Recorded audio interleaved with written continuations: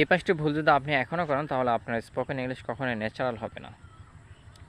আমরা বাংলাতে যেভাবে ভাবি ইংলিশে যেমন হয়, আমি এখানে আসিনি, I have not come here, এ বাক্যটি সঠিক, বাক্যটা ভুল নয়, কিন্তু বাক্যটা হবে I did not come here, আমি এখানে আসিনি। Mistake 2, my head is paining, বাক্যটা কি ভুল?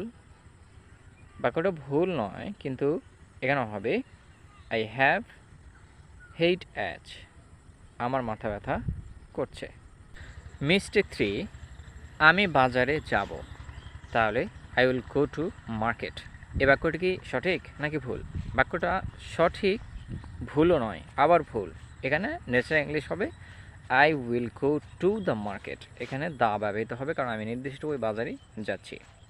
মিস্টেক 4, সে আমাকে বলেছে, হি টোল্ড মি, বাক্যটি সঠিক, বাক্যটা ভুল নয়, কিন্তু ন্যাচারাল ইংলিশ হবে হি টোল্ড মি সামথিং, সে আমাকে কিছু একটা বলেছে। যখন কোনো বক্তব্যের কোনো মূল বিষয়বস্তু থাকে না তখন হি টোল্ড মি এটা হবে না, হি টোল্ড মি সামথিং অথবা হি সেড টু মি, সে আমাকে কিছু একটা বলেছে, কিন্তু কোনো বিষয়বস্তু উল্লেখ না থাকলে আপনাকে এটা বলতে হবে। মিস্টেক 5, আমি খুব ক্লান্ত অনুভব করছি, I am feeling very much tired, এই বাক্যটা কি ভুল? বাক্যটা ভুল নয়, কিন্তু ন্যাচারাল ইংলিশ হবে আই এম টায়ার্ড অথবা আই ফিল টায়ার্ড, এটা হচ্ছে ন্যাচারাল ইংলিশ। আপনি কত নাম্বারটা প্রায় ভুল করতেন?